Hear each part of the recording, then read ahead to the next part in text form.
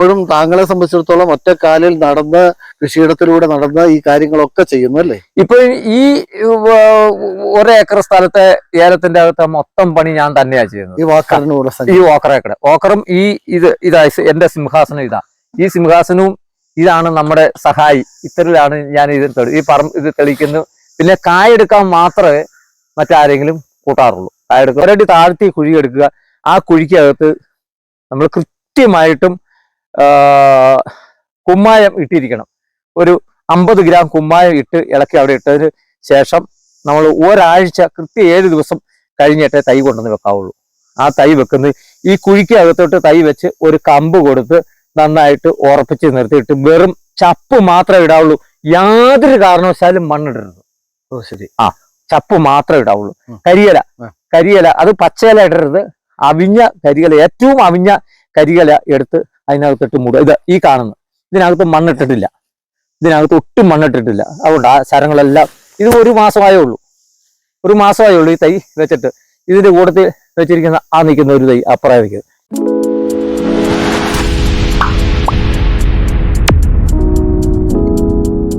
വെള്ളാനിയേക്കാളും കൂടുതലായിട്ട് ഇതിന് ഫലം ഉണ്ടാകുന്നുണ്ട്. ഇതിപ്പം ഇത് ഉണ്ടാക്കിയെടുത്തിരിക്കുന്നത് വെച്ചാൽ നമ്മള് പുതിയൊരു വെറൈറ്റി ഏലം നമുക്ക് കിട്ടണമെങ്കിൽ നമ്മുടെ പറമ്പിൽ ഏലത്തോട്ടത്തിലോ പറമ്പിന്റെ സൈഡുകളിലോ ഒക്കെ തൈ തന്നെ ഉണ്ടായി വരും. അത് അതിന്റെ ആ വിത്ത് കൊണ്ടുവന്ന് വിടുന്നവരോ ചിലപ്പോൾ തവളയായിരിക്കാം, ചിലപ്പോൾ പക്ഷിയായിരിക്കാം, ചിലപ്പം എലിയായിരിക്കാം.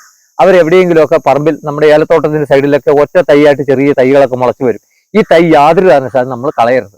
ആ തൈ കളയാതെ അവിടെ സൂക്ഷിക്കുക. അതിന് ചെറിയ പരിചരണം, ഒത്തിരി പരിചരണം ഒന്നും കൊണ്ട് ചെറിയ പരിചരണം കൊടുക്കുക. അതായത് ചാണകപ്പൊടിയോ എന്തെങ്കിലുമൊക്കെ ഇട്ട് നോക്കുക. അത് വളർന്നു വരും. അത് വളർന്ന് ഇത് ഒരു ഏലം നിൽക്കുന്നുണ്ടോ? അത് അതിനിടയ്ക്കൂടെ സാറ് അതിലേ അങ്ങോട്ട് കടന്നു നോക്കി. ഇതുണ്ടോ ഒരു തൈ? അത് തനിയെ മുളച്ചു വന്നതാ. അതുപോലെ ആ തൈ തനിയെ മുളച്ചു വന്ന ഏലം നമ്മൾ കളയുന്നില്ല. അത് കളയാതെ അത് ഈ പുരയിടത്തിന്റെ പല ഭാഗങ്ങളിലും ഒടിത്തോട്ടത്തിന്റെ പല ഭാഗത്തും അങ്ങനെയുള്ളതുണ്ട്. അത് നമ്മൾ കളയാതെ നിർത്തുക. അതിന് ഇനി ഒരല്പം സംരക്ഷണം കൊടുത്ത്, അല്ലെങ്കിൽ സംരക്ഷണം കൊടുത്ത് അപ്പൊ നമുക്കൊരു വ്യത്യസ്ത ഇനമായിരിക്കും അത് ഒരു പുതിയ നമ്മൾ ലോകത്ത് ഇതുവരെ ഇല്ലാത്തൊരു ഇനമാണ്. ശരി. അതിന് നമ്മൾ തട്ട പറിച്ചു വെക്കുമ്പോൾ ഞള്ളാനെ തട്ട പറിച്ചു വെക്കുമ്പോൾ ഞള്ളാന് തന്നെ കിട്ടുള്ളൂ. ഞള്ളാനയുടെ അരി എടുത്ത് മുളപ്പിച്ചിട്ട് വേറെ തയ്യായിട്ട് ഒരിക്കലും ഞള്ളാനി അല്ലത്. അത് വേറൊരു വെറൈറ്റി അതിന്റെ അരി ഉണ്ടായി വരുമ്പോൾ ചിലപ്പോൾ ഞള്ളാന്റെ അതൊരു മാതൃഗുണം ചിലപ്പോൾ കിട്ടിയെന്ന് വരാം. ചിലപ്പോൾ ഈ മാതൃഗുണം അല്ലായിരിക്കും, ചിലപ്പോൾ അതിലേക്കാളും കൂടുതലായിരിക്കും. ഇപ്പം ഈ ഏലം ഞാനിപ്പോൾ കൊണ്ടുവന്ന് വെച്ചിരിക്കുന്നത് എന്റെ പുരയിടത്തിൽ അങ്ങേ സൈഡിൽ ഒരു ഏലമുണ്ട്. 3 വർഷം മുമ്പ് ഒരു തൈ കണ്ടു. ആ തൈ ഞാൻ കളയാതെ നിർത്തി. ആ തൈ ഈ വർഷം അതിന് ചരവടിച്ചു. ഒരു ഏലത്തിന്റെ ചുവട്ടിൽ 100-ലധികം ചരവടിച്ചിട്ടുണ്ട്. അത് 3-ാമത്തെ വർഷം അത് ചരവടിച്ചു. ആദ്യം നിന്നൊരു തട്ട 3-ാമത്തെ വർഷം തട്ട അടിച്ചു. ഒരു 100-ലധികം ശരം അതിനകത്ത് അടിച്ചിട്ടുണ്ട്. ആ ശരത്തിൽ നിന്ന് അതാണിത്. ഇത് കണ്ടോ? ജോഡിയാനെ സംബന്ധിച്ച് പറയുമ്പോൾ ഏലം കൃഷിയിൽ എത്ര നാളായിട്ടൊരു അനുഭവം ഉണ്ട്? ഏലത്തിന് ഒരു 30 വർഷത്തെ പരിചയമുള്ളൂ. 30 വർഷത്തേ ഉള്ളൂ. പക്ഷെ ഇപ്പോഴും താങ്കളെ സംബന്ധിച്ചിടത്തോളം ഒറ്റക്കാലിൽ നടന്ന് കൃഷിയിടത്തിലൂടെ നടന്ന് ഈ കാര്യങ്ങളൊക്കെ ചെയ്യുന്നു അല്ലേ? ഇപ്പൊ ഈ ഒരേക്കർ സ്ഥലത്തെ ഏലത്തിന്റെ അകത്തെ മൊത്തം പണി ഞാൻ തന്നെയാ ചെയ്യുന്നത്. ഈ ഓക്കറും ഇതാ എന്റെ സിംഹാസനം ഈ സിംഹാസനവും ഇതാണ് നമ്മുടെ സഹായി. ഇത്തരത്തിലാണ് ഞാൻ ഇത് തെളിക്കുന്നു. പിന്നെ കായെടുക്കാൻ മാത്രമേ മറ്റാരെങ്കിലും കൂട്ടാറുള്ളൂ. കായെടുക്കുമ്പോൾ നമ്മൾ ഇപ്പോൾ ഒരു ഏലം നട്ടിരിക്കുന്നത് നമ്മൾ കണ്ടല്ലോ. ഇതാണ് ഏലം നടുന്നതിന്റെ വിധം. അതായത് ചപ്പ് മാത്രമേ ഇടാവുള്ളൂ.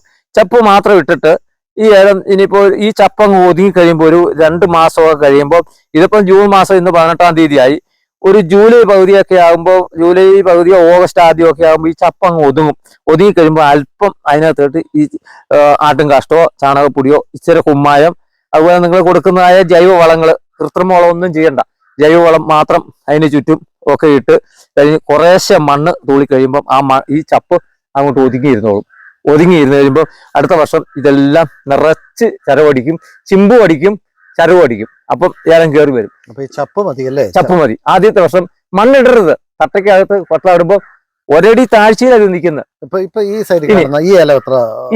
ഇത് പഴയ ഒരു ഞള്ളാനിയാണ്. ഇതിൽ നിന്ന് ഞള്ളാനി കഴിഞ്ഞ വർഷം ഇത് പോയി കഴിഞ്ഞതിന്റെ അങ്ങേ വർഷം ഇതല്ല, അതിന് മുമ്പത്തെ വർഷം അതികഠിനമായ വെയിലുണ്ടായിരുന്നുകൊണ്ട് വെള്ളം അടിക്കാനൊന്നും പറ്റിയില്ല, നനയ്ക്കാൻ പറ്റിയില്ല. അതുകൊണ്ട് കുറെയൊക്കെ പോയതാ. പക്ഷെ ഈ വർഷം ഞാൻ ഈ കഴിഞ്ഞ സമയത്ത് ഇതിന് ചപ്പുമൊക്കെ ഇട്ട് വെക്കുക. ഇപ്പൊ നമ്മള് ഏലത്തിന്റെ ചിലരൊക്കെ പറയും ഏലത്തിന്റെ ചവിട്ടിൽ നിന്ന് മണ്ണ് മാറ്റരുതെന്ന്. അത് നിങ്ങളുടെ അബദ്ധധാരണയാണ്. ഏലത്തിന്റെ ചവിട്ടിൽ നിന്ന് മണ്ണ് മാറ്റുന്നതുകൊണ്ട് ഒരു പ്രശ്നവുമില്ല.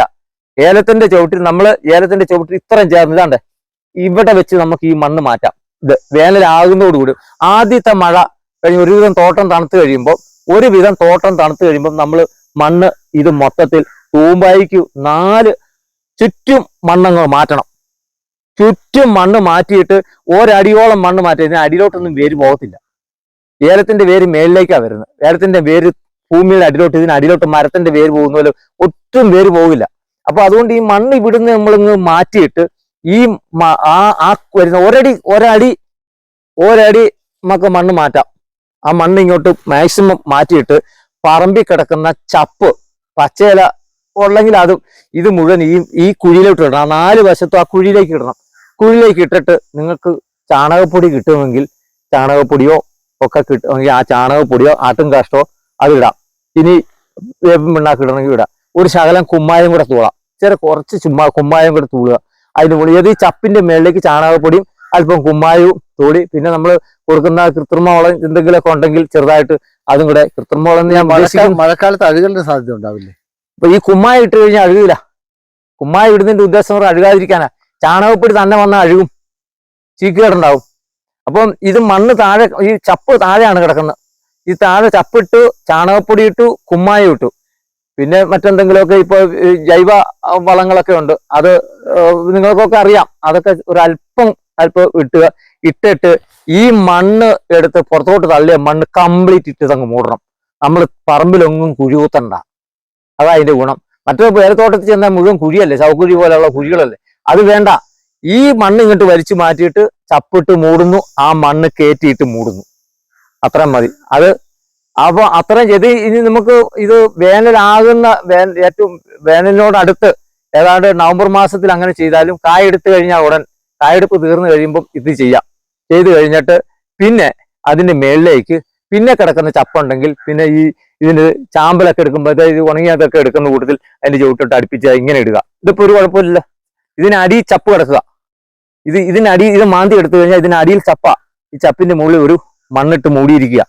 ആ വേര് മുഴുവൻ, ഈ വരുന്ന വേര് മുഴുവൻ ഈ ചപ്പിനകത്തോട്ട് ഇറങ്ങും. ഈ മണ്ണിലേക്ക് ഇറങ്ങുള്ളൂ.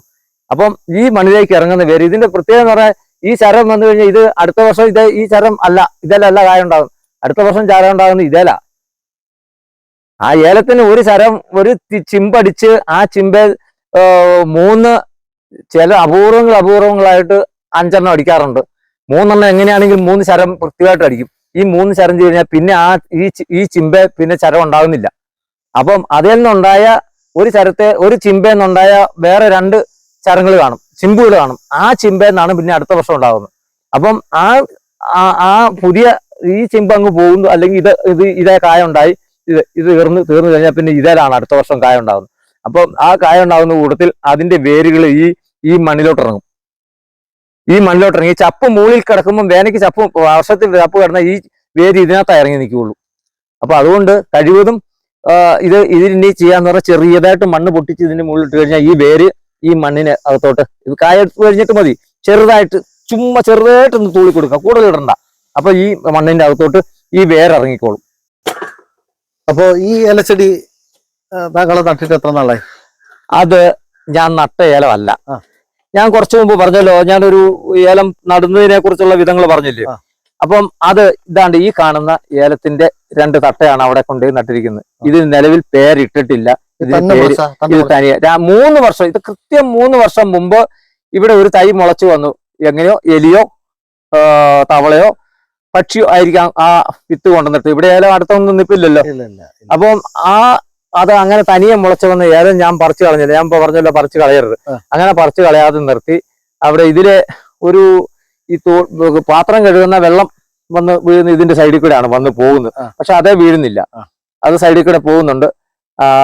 അപ്പം ഈ വർഷം ഇപ്പം ഈ കഴിഞ്ഞ ഒരു 2 മാസമായേ ഉള്ളൂ ഇതിന് ശരവടിച്ചു തുടങ്ങിയിട്ട്. അതിന് മുമ്പ് ഇത് ആദ്യം ശരവടിച്ചപ്പോൾ ഇതിന് ഇത്രയും ശരവുണ്ട്. നമ്മളൊരു തട്ട നട്ടു വെച്ചാൽ ഇത്രയും കിട്ടുന്നില്ല.